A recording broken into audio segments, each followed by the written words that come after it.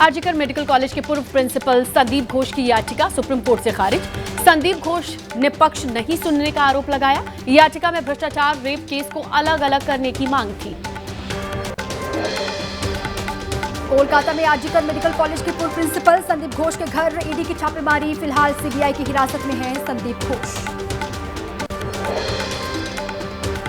संदीप घोष के करीबी प्रसून चटर्जी के घर पर भी ईडी का छापा। सेमिनार हॉल के वायरल वीडियो में दिखे थे प्रसून चटर्जी। आरजीकर अस्पताल में रेप एंड मर्डर केस में बड़ा खुलासा हुआ। सूत्रों के मुताबिक आरोपी संजय रॉय का डीएनए मैच हुआ है। सीबीआई को सौंपी जाएगी डिटेल रिपोर्ट। यूपी के बहराइच में भेड़िए की तलाश में जुटा वन विभाग। कीचड़ और कच्चे रास्ते की वजह से कॉम्बिंग में दिक्कतें आ रही हैं। कछार इलाके में भेड़िए को पकड़ने की कवायद जारी। बहराइच में बीती रात फिर से भेड़िए का हमला हुआ। भेड़िए ने 8 साल के बच्चे पर हमला किया। बच्चे के गर्दन पर पंजा मारकर उसे घायल किया। महसी इलाके के यादवपुरी गांव का मामला है। बहराइच में एबीपी न्यूज की खबर का बड़ा असर। गांव में रोशनी के लिए डीएम ने आवंटित किए 25 लाख रुपए। घरों के बाहर लगाई जा रही हैं सोलर लाइट्स। अंधेरे की वजह से भेड़िए के हमले की आशंका बढ़ रही थी। लखीमपुर के जडोरा गांव में बाघ की दहशत बरकरार है। हाथों में भाला और फरसा लेकर अपने परिवार की रक्षा कर रहे हैं लोगों ने वन मंत्री अरुण कुमार पर भी अपनी भड़ास निकाली। बोले, मंत्री खुद डंडा लेकर आए और बाघ का सामना करें, तब पता चलेगा बाघ भागेगा या मंत्री। यूपी के लखीमपुर खीरी में बाघ का आतंक जारी है। बाघ को पकड़ने के लिए वन विभाग की टीम पहुंची। जंगल में सर्च ऑपरेशन चलाया जा रहा है। बाघ को ट्रैंक्विलाइज करके पकड़ने की योजना है।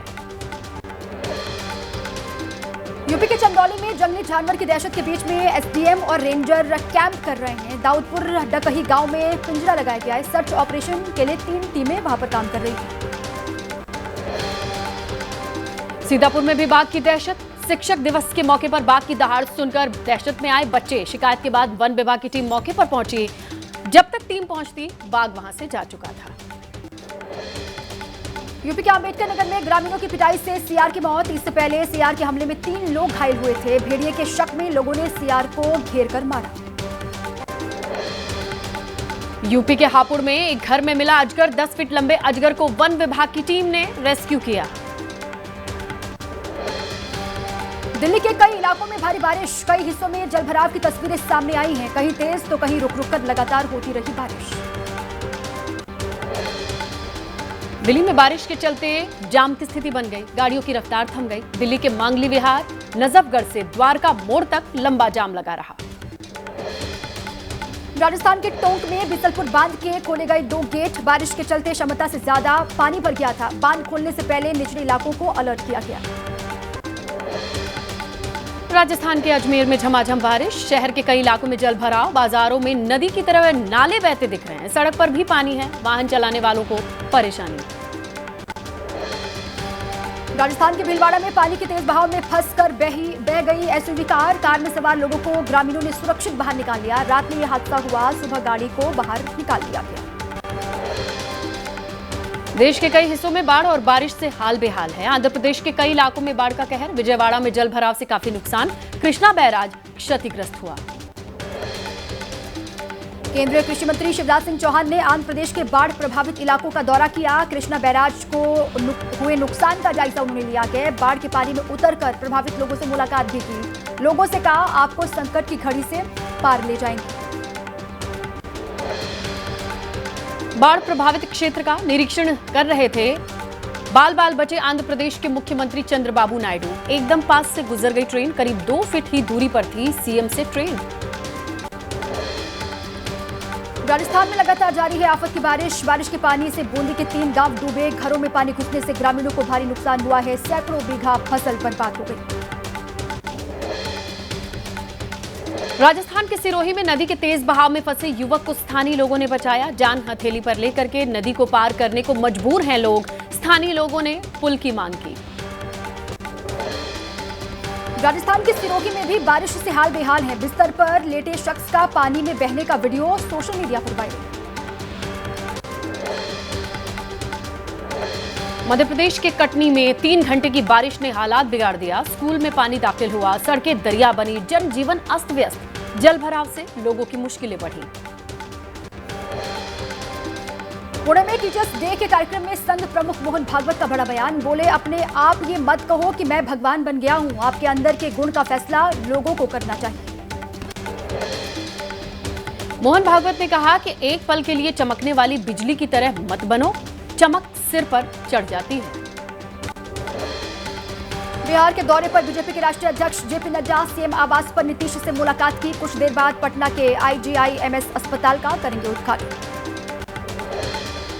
समाजवादी पार्टी में वापसी की अटकलों के बीच अपर्णा यादव की गृह मंत्री अमित शाह से मुलाकात हुई। सूत्रों के मुताबिक अमित शाह ने विचार करने का आश्वासन दिया है। उत्तर प्रदेश महिला आयोग उपाध्यक्ष पद मिलने से नाराज हैं अपर्णा। शिमला की मस्जिद में अवैध निर्माण को लेकर तनाव है। आज जुमा के चलते सुरक्षा के कड़े इंतजाम वहां पर किए गए हैं। सीएम सुक्खू बोले, किसी को कानून हाथ में लेने का अधिकार नहीं है। विधायक राजेंद्र पाल गौतम ने आम आदमी पार्टी से इस्तीफा दिया। कांग्रेस का दामन थामा। ज्वाइनिंग करने के बाद कहा, नफरत के बाजार में मोहब्बत की दुकान वाले राहुल गांधी के नारे ने दिल छू लिया। यूपी के सुल्तानपुर में एनकाउंटर पर सियासत तेज है। जौनपुर में मंगेश यादव के घर पहुंचा समाजवादी पार्टी का डेलीगेशन। बीजेपी पर यादवों को निशाना बनाए जाने का आरोप लगाया। सूत्रों के हवाले से खबर, कांग्रेस सांसद दीपेंद्र हुड्डा ने हरियाणा विधानसभा चुनाव लड़ने की इच्छा जताई है। कुमारी सैलजा और सुरजेवाला के मुकाबले हुड्डा ने दावा ठोका है। हरियाणा पर कांग्रेस की पहली सूची का इंतजार बढ़ा। आज शाम को 6 बजे होगी सीसी की मीटिंग। केंद्रीय चुनाव समिति की बैठक से पहले होगी सब कमेटी की मीटिंग। टिकट कटने से नाराज हरियाणा के कैबिनेट मंत्री चौधरी रणजीत सिंह चौटाला का इस्तीफा। कहा, भले ही निर्दलीय या किसी दूसरी पार्टी से चुनाव लड़ूं, लेकिन चुनाव लड़ूंगा जरूर। टिकट नहीं मिलने से नाराज करणदेव कंबोज ने छोड़ा हरियाणा बीजेपी ओबीसी मोर्चा के अध्यक्ष का पद। कंबोज को मनाने पहुंचे नायब सिंह सैनी। इस्तीफे के बाद कंबोज ने कहा, तीसरी बार सत्ता में नहीं आ रही है भारतीय जनता पार्टी। प्रत्याशियों की लिस्ट आने के बाद से बीजेपी में जारी है इस्तीफों का दौर। कई नेताओं ने की बगावत। देश की सबसे चौथी अमीर महिला सावित्री जिंदल का हिसार से निर्दलीय चुनाव लड़ने का ऐलान। हरियाणा बीजेपी के नेताओं में इस्तीफे की होड़ मची है। सीएम नायब सिंह सैनी बोले, समझाएंगे। केंद्रीय नेतृत्व ने बहुत विचार के बाद जारी की है प्रत्याशियों की सूची। गृह मंत्री अमित शाह का आज जम्मू कश्मीर दौरा। विधानसभा चुनाव के लिए जारी करेंगे बीजेपी का घोषणा पत्र। जम्मू में आरएसएस नेताओं के साथ बैठक भी है। बीजेपी नेता निर्मल सिंह ने कहा, हमेशा पार्टी की प्राथमिकता में शामिल रहा है जम्मू कश्मीर। हम घोषणा पत्र में ये भी बताएंगे कि रोजगार के लिए हमारी सरकार ने क्या योजना बनाई है। 2 सीट से विधानसभा चुनाव लड़ने पर बोले उमर अब्दुल्ला, ये कमजोरी नहीं, नेशनल कॉन्फ्रेंस की ताकत का सबूत है। सरकार बनते ही करप्शन के आरोपों की करवाई जाएगी जांच। जम्मू कश्मीर पीपल्स कॉन्फ्रेंस ने जारी किया घोषणा पत्र। आर्टिकल 370 अनुच्छेद 35A और राज्य का दर्जा बहाल करने का वादा किया गया है। सज्जाद लोन ने कहा, सरकारी नौकरियों से कश्मीरियों की ब्लैकलिस्टिंग खत्म करेंगे। महाराष्ट्र के मंत्री छगन भुजबल ने कहा, महाविकास अघाड़ी में सीएम फेस का सवाल ही नहीं उठता। राज्य में नहीं बनेगी महाविकास अघाड़ी की सरकार। संजय निरुपम का दावा, महाविकास अघाड़ी में कई मुद्दों पर चल रहा है आपस में ही विवाद। हो सकता है जल्द ही ये गठबंधन टूट जाए। मध्य प्रदेश के सतना में नशीली दवाओं के अवैध कारोबार के आरोप में शैलेंद्र सिंह गिरफ्तार हुए हैं। एमपी की राज्य मंत्री प्रतिमा बागरी के बहनोई है शैलेंद्र सिंह। छापेमारी में पुलिस को मिली थी भारी मात्रा में नशीली दवाएं। यूपी में 69,000 शिक्षक भर्ती का मामला। भर्ती के आरक्षित वर्ग के अभ्यर्थियों ने कैबिनेट मंत्री संजय निषाद के आवास का घेराव किया। मौके पर भारी पुलिस बल तैनात रहा। बिहार के छपरा कोर्ट ने बीएनएस के तहत सुनाई पहली सजा। रसूलपुर में हुए ट्रिपल मर्डर में आरोपी दोषी करार। आईपीसी की जगह बीएनएस लागू करने के बाद यह पहला मामला। 8 घंटे की पूछताछ के बाद तेलंगाना डिजिटल मीडिया के पूर्व डायरेक्टर के दिलीप को रिहा कर दिया गया है। हैदराबाद की सीसीएस हिरासत में लिया था। बीआरएस ने दिलीप की हिरासत को अवैध बताया था। नोएडा में National Institute of Open Schooling ने टीचर्स डे के मौके पर 3 नए स्किल डेवलपमेंट कोर्स को लॉन्च किया। 100 दिन के कोर्स में teacher training program, water purifier technician course और भोटी भाषा बौद्ध दर्शन पाठ्यक्रम को शामिल किया गया। प्रोफेसर सरोज शर्मा ने कहा, शिक्षक करता है युग का निर्माण। मुंबई में शुरू हो गई है गणेश उत्सव की तैयारियां। गुरुवार को दिखाई गई लालबाग के राजा की पहली झलक। 16 करोड़ रुपए के मुकुट की झलक सबसे ज्यादा आकर्षण का केंद्र रही। यूपी के प्रयागराज में हरितालिका तीज के मौके पर श्रद्धालुओं ने संगम में डुबकी लगाई। पति की लंबी आयु के लिए व्रतियों ने भगवान शिव, माता पार्वती से कामना की। कांवड़ यात्रा खत्म होते ही यूपी के मुजफ्फरनगर में फिर बदलने लगी होटल्स पर लगे हुए नेम प्लेट। सलीम होटल का नाम दोबारा हुआ संगम होटल। उत्तर प्रदेश के सोनभद्र में बिजली कटौती से नाराज लोगों का प्रदर्शन। विद्युत सब स्टेशन पर बड़ी संख्या में पहुंचकर लोग धरने पर बैठ गए। गांव में बिजली आपूर्ति से ग्रामीणों में गुस्सा है। एमपी के दमोह में दबंगों ने शमशान घाट पर किया कब्जा। पंचायत की जमीन पर बने शमशान घाट पर उगाई मक्के की फसल। प्रयागराज के नकली नोट छापने वाले मदरसे पर बड़ा एक्शन हुआ है। पुलिस ने मदरसे के 3 बैंक खातों को सीज कर दिया है। मदरसे की फंडिंग का पता लगाने में पुलिस जुटी हुई है। उत्तर प्रदेश के बदायूं के सरकारी अस्पताल में डिलीवरी के दौरान महिला की मौत हुई, जिसके बाद हंगामा हुआ। परिजनों ने अस्पताल पर पैसे मांगने का आरोप लगाया है। मुंबई के लोअर परेल वेस्ट में बिल्डिंग में आग लगी। टाइम्स टावर में आग लगने से हड़कंप मचा। किसी के हताहत होने की खबर नहीं है। बिल्डिंग में कई कमर्शियल दफ्तर और बड़े ब्रांड की दुकानें और रेस्टोरेंट चल रहे थे।